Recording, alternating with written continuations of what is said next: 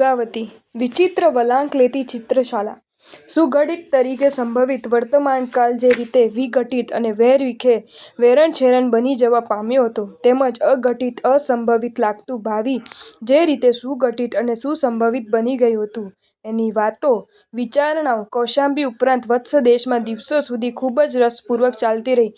મૃગાવતીનું પુનર્મિલન 14 વર્ષ બાદ થાય.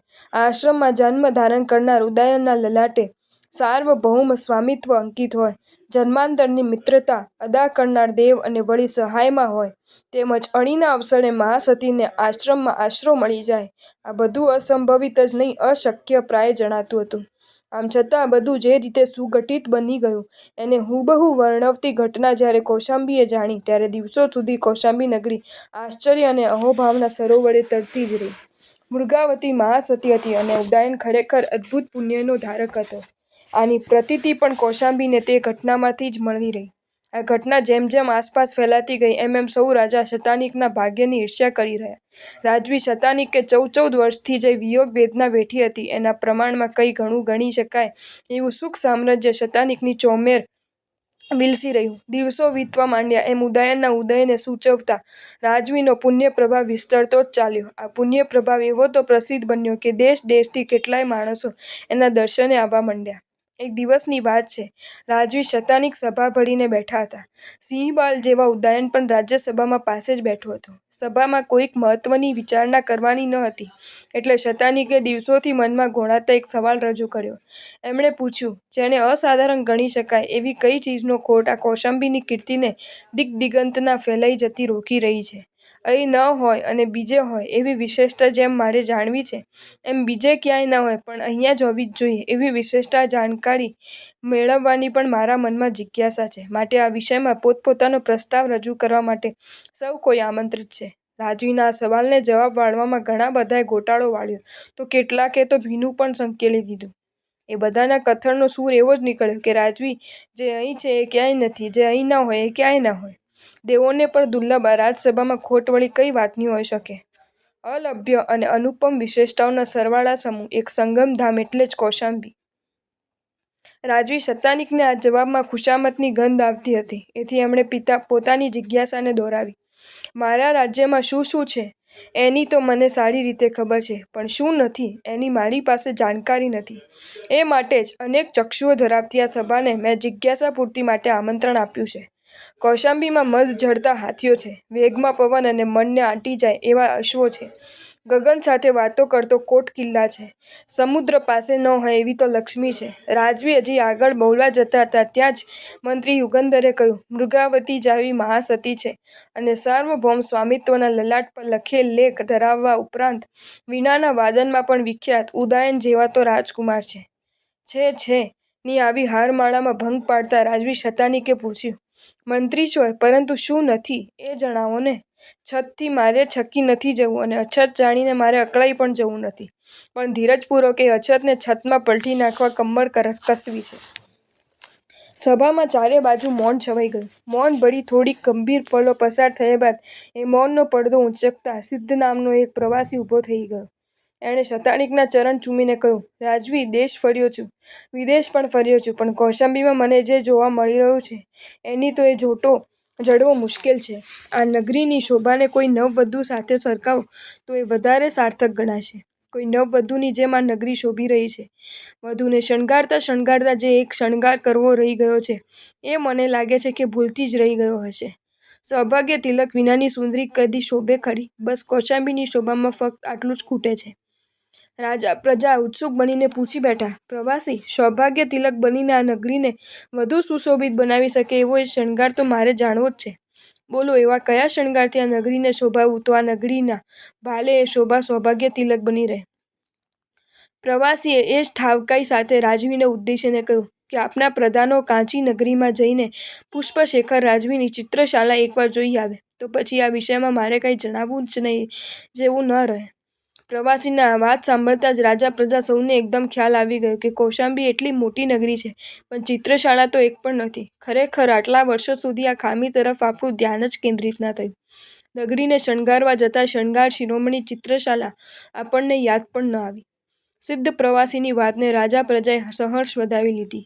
કૌશાંબી નગરી અનેકાનેક વિશેષતાઓના ધામ સમી હતી. એમાં રહી ગયેલી એક એવી ત્રુટિ તરફ પ્રવાસીએ સૌનું ધ્યાન ખેંચ્યું કે સૌને જાણે એવો જ ભાસ થઈ રહ્યો કે કૌશાંબીની કાયા સાવ જ આભૂષણ વિહોણી છે. માટે આ ત્રુટિને પૂર્તિને માટે હવે પલનોય વિલંબ ન જ કરવો જોઈએ. સિદ્ધ પ્રવાસીએ સીધી રીતે તો નહીં પણ આડકતરી રીતે કૌશાંબીની કીર્તિને વધુ વિસ્તૃત બનાવવા જે શોભા પડતી જરૂરી હતી એનું દિગ્દર્શન કરાવી દીધું.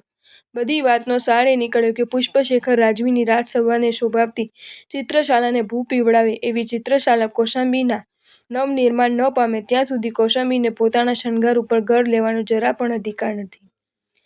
રાજવી શતાનીકે એ જ રાજસભામાં કૌશાંબી ઉપરાંત વત્સ દેશના ચિત્રકારોને આમંત્રણ આપતા કહ્યું કે મારે એવી એક ચિત્રશાલાનું નિર્માણ કૌશાંબીમાં કરાવવું છે કે જે ચિત્રશાલા કૌશાંબીની જ કીર્તિ પાતિકા નહીં પૂરા ભારત દેશના ભાલ પરની કીર્તિની કલગી તરીકે શોભી ઉઠે. શતાનીકે જે વાત સહજ રીતે રજૂ કરી હતી એનું આટલું સુંદર પરિણામ આવવાની એમને પોતાને પણ કોઈ ધારણા નહોતી. પણ સામાન્યપણે રજૂ કરાયેલી જિજ્ઞાસાના પ્રભાવે જે અસામાન્ય નિર્ણય લેવાયો તેમજ કૌશાંબી શિલ્પી સલાટોના ટાંકણાથી જે રીતે ગુંજી ઉઠ્યું એ જોઈને શતાનીક રાજવીના આનંદનો પાર જ ન રહ્યો.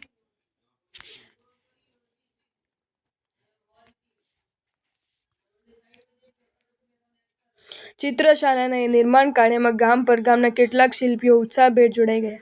રાજ્ય તરફથી એક શિલ્પીને પુષ્પશેખર રાજાની ચિત્રશાલાનું ઊંડું નિરીક્ષણ કરી આવવાની જવાબદારી પણ સોંપવામાં આવી. આમ અનેક શિલ્પીઓ ચિત્રશાલાથી કૌશાંબીને મંડિત બનાવવા કાર્યરત બની ગયા. કૌશાંબીમાં થોડા દિવસોમાં તો ચિત્રકારોનો મેળો જામી ગયો હતો.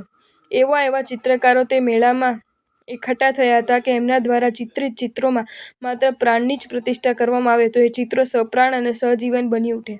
દર્શક જેને જોઈને સાચુકલી સૃષ્ટિ માનવાની ભૂલનો ભોગ બની બેસે એવા અનેક ચિત્રખંડો ધીરે ધીરે તૈયાર થવા માંડ્યા.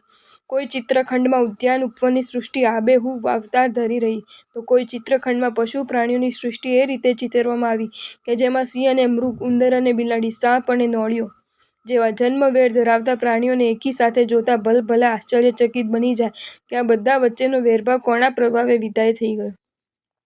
વનસૃષ્ટિમાં આબેહૂબ અંકિત થયેલા ફૂલો એટલા ત્રાદ્રશ જણાતા કે તેમાંથી જો ફોરમ ફેલાતી હોય તો દર્શકોએ ફૂલોને સાવ સાચા માનીને એને લૂંટવા માટે હાથ લંબાવ્યા વિના ન રહેત. આમ જાત જાતની અને ભાત ભાતની ચિત્રસૃષ્ટિઓ એ ચિત્રશાલામાં અવતરિત બનવા માંડી. એ જોઈને રાજવી શતાનીકને પણ એમ થઈ આવ્યું કે આ ચિત્રશાલા કૌશાંબીને દેશ અને દુનિયામાં પણ અમર બનાવી દીધા વિના નહીં રહે. એ ચિત્રશાલામાં ચિત્રકારો તો અનેક આવ્યા હતા પણ નિપુણ નામના એક ચિત્રકારથી સૌ હેઠ હતા એમ એનું ચિત્રશિલ્પ જોતા જણાતું. નિપુણ એક અચ્છામાં અચ્છો ચિત્રકાર હતો. એની પીંછી રંગમાં ઝબોલાઈને ક્યાં એ રેખા પણ દોરતી તો ત્યાં કોઈ અદ્ભુત સૌંદર્યની સૃષ્ટિ ઉતરી પડતી. એની કલમ પીંછીમાં કામણ તો હતું જ, તદુપરાંત દેવકૃપા અને અચોટ સફળતાનું એક મોટું સહાયક તત્વ હતું. કોઈ ચીજનો એકાદ અંશ પણ એ જુએ કે કોઈ પણ વ્યક્તિનું એકાદ અંગ પણ એ નિહાળે તો એનું સંપૂર્ણ ચિત્ર આબેહૂબ ચિતરી શકવાની કલાસિદ્ધિ એને દેવકૃપા રૂપે પ્રાપ્ત થઈ હતી. એથી એનું ચિત્રકાર્ય ઓછી મહેનતે અને ઓછા સમયે વેગપૂર્વક આગળ વધી રહ્યો હતો. રાજીવ શતાનીક તો એની કલા ઉપર ખૂબ આફરીન થઈ ગયા હતા. તે અવારનવાર ચાલુ કાર્યમાં પણ એનું ચિત્રકાર્ય નિહાળવા માટે અચૂક આવતા રહેતા હતા. ચિત્રકાર નિપુણની નજરમાં એકવાર મહાસતી મૃગાવતીનો માત્ર એક અંગૂઠો જ જોવામાં આવ્યો હતો અને એની નજર સામે રૂપ, લાવણ્ય, સૌંદર્યની એક સામગ્રી પ્રતિભાસિત થઈ ઉઠી. એને પોતાને પણ ખબર નહોતી કે પોતાને જે અંગૂઠો જોવા મળ્યો હતો એ મહાસતી મૃગાવતીનો જ હતો. એથી પોતાની નજર સામે પ્રતિભાસિત થતી એ સૌંદર્ય સામગ્રી પ્રદર્શન માટેનું રમકડું નહીં પરંતુ દર્શન માટેની મૂર્તિ સમી હતી. નિપુણની સદાચાર પ્રિયતા પણ વખાણવા જેવી હતી. અંગૂઠાના દર્શન માત્રથી જે સુંદરી સંપૂર્ણ રીતે પોતાની આંખ સામે પ્રતિભાસિત થઈ રહી હતી એ એટલી બધી અદ્વિતીય હતી કે કલાકાર તરીકે નિપુણે આ પ્રતિભાસને ચિત્રાંકિત કરવાનો લોભ રોકી શકે એ શક્ય ન હતું. એની ઈચ્છા પણ ન હતી કે માત્ર કલા દર્શન ખાતર પણ એ પ્રતિભાસ ચિત્રાંકિત થાય. પરંતુ એ પ્રતિભાસ એટલો બધો પ્રચંડ શક્તિશાળી નીવડ્યો કે નિપુણની ઈચ્છાની ઉપરવટ જઈને પણ એક દિવસ એ પ્રતિભાસ નિપુણની પીંછી દ્વારા ચિત્રશાલાની ભીંત પર પ્રગટ થવા માંડ્યો. ચિત્રકાર નિપુણને થયું કે મારી ઈચ્છા પણ જ્યારે આ સ્ત્રી ચિત્ર પીંછી માટે બહાર પ્રગટ થવા મથી રહ્યું છે ત્યારે આવા ચિત્રના નિર્માણને અવશ્યંભાવી માનીને મારે દિલ દઈને એમાં રૂપ, રંગ, રેખા પૂરવા જ રહ્યા. આમ નિપુણની કલાનો સ્પર્શ પામીને સુંદરી હતી એના કરતાંય વધુ સાજ શણગાર સાથે ચિત્રશાળામાં જીવંત બનવા માંડી. એમાં એક દિવસે ચિત્રકારની અસાવધાનીથી કાળા રંગનું એક ટીપકું એ ચિત્ર પર પડ્યું. એ કાળો ડાઘ બરાબર ચિત્રાંકિત સુંદરીની જાંઘના ભાગમાં જ પડ્યો હતો.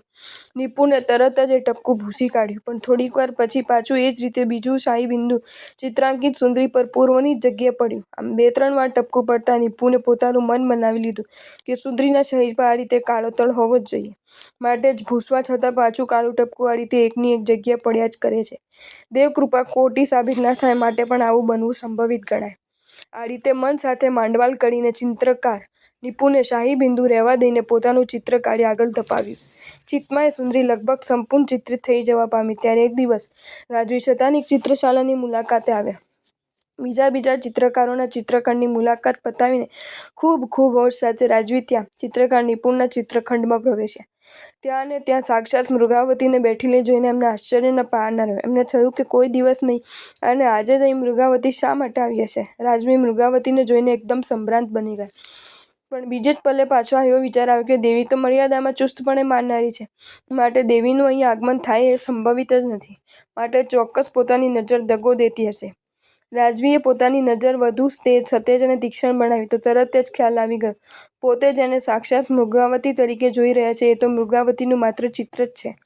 આ રીતે નજરભ્રમનો ખ્યાલ આવી જતાં શતાનિક સ્વસ્થ બનીને એ ચિત્ર નિહાળી રહ્યા. સાક્ષાત મૃગાવતી કરતાં પણ ચિત્રાંકિત એ મૃગાવતી રાજવીને વધુ સુંદર ભાસવા માંડી. એથી અપલક આંખે એમને મૃગાવતીનું એ ચિત્ર નિહાળવા માંડ્યું. યોગી ધ્યાનમાં મગ્ન બની જાય એના કરતાં વધુ ધ્યાનમગ્ન બનીને રાજવી એ ચિત્રનું એક એક અંગ નિહાળી રહ્યા. એ કેશ કલાપમાંથી કલા નીતરી રહી હતી. એ ભાલ ભવ્યતાથી ઝળકી રહ્યું હતું. એ કર્ણયુગલ કળાધામ જણાતા હતા. એ નાસિકાની નમણાશ માણવા જેવી જણાતી હતી. અરે એ કપાળ, એ નેત્ર, એ હોઠ, એ કંઠ, એ વક્ષ અને એ નાભી પ્રદેશ, આ બધા જ અંગો અવર્ણનીય આભાની રેલચેલ મચાવતા હતા. ચિત્રદર્શનની પળો વીતી રહી હતી અને રાજવી શતાનિક ઉત્તરોત્તર ચડિયાતી પ્રસન્નતા અનુભવી રહ્યા હતા. ત્યાં એકાએક ચિત્રના જંઘાભાગ પર નજર જતાં જ એ પ્રસન્નતા છીનવાઈ ગઈ. એ જંઘાભાગને કાળા તલથી અંકિત જોઈને રાજવી કોઈ જુદી જ વિચારધારામાં ધસડાઈ ગયા.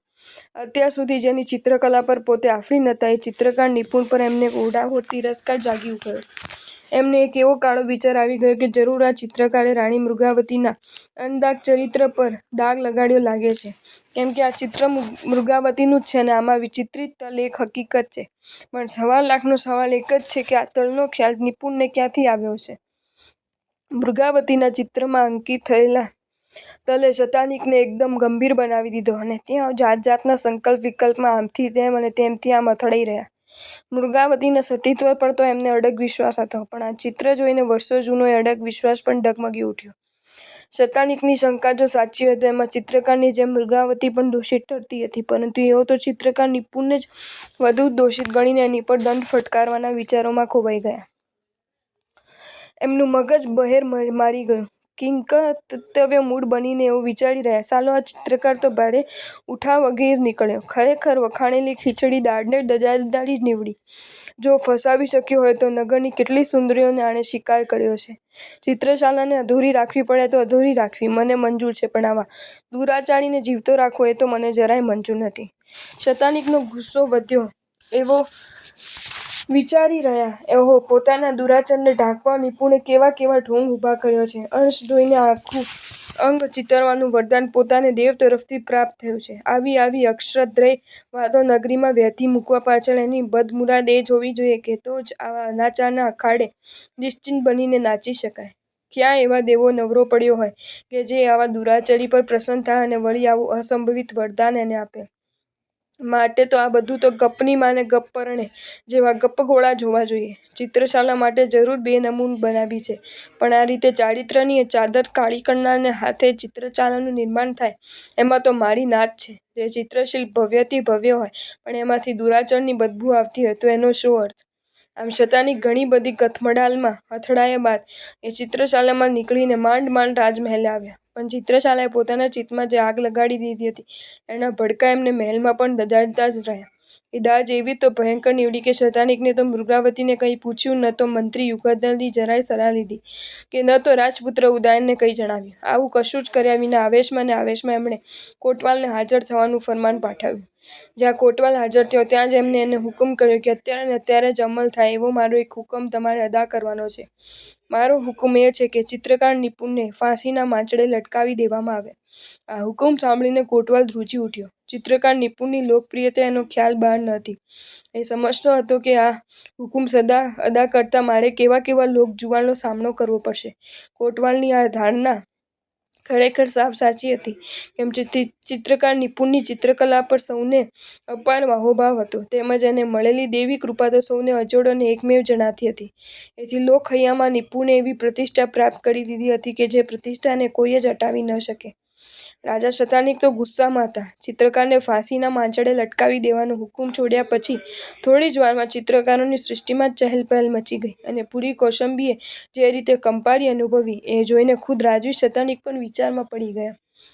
છતાં પોતાના હુકમ અંગે પુનર્વિચાર કરવાની એમની જરા પણ તૈયારી નહોતી. વિરોધનું વાતાવરણ જોઈને ઉપરથી એમનો ગુસ્સો ઓર વધ્યો. એમણે મંત્રીશ્વરને ગુસ્સાભરે સ્વરે કહ્યું, કોટવાલને તાકીદની સૂચના આપો કે ચિત્રકાર નિપુણને એમને એમ જ ફાંસીને માંચડે ન ચડાવી દે, પણ લોકો એને આંખો ફાડી ફાડીને જુએ એ રીતે ગધાડા પર અવળો બેસાડીને નિપુણના વરઘોડાના ફાંસીના માંચડા તરફ લઈ જવાની મારી આજ્ઞા છે.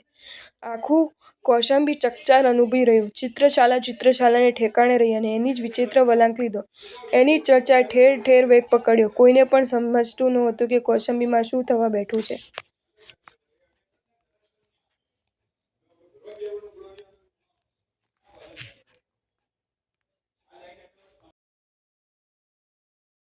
જો તમને આ વિડીયો ગમ્યો હોય તો આ વિડીયોને લાઇક કરો અને શેર કરો, અને આવા જ નવા વિડીયો જોવા માટે જૈન ફેક્ટ્સ એન્ડ સ્ટોરીઝની ચેનલને સબસ્ક્રાઈબ કરો. ધન્યવાદ.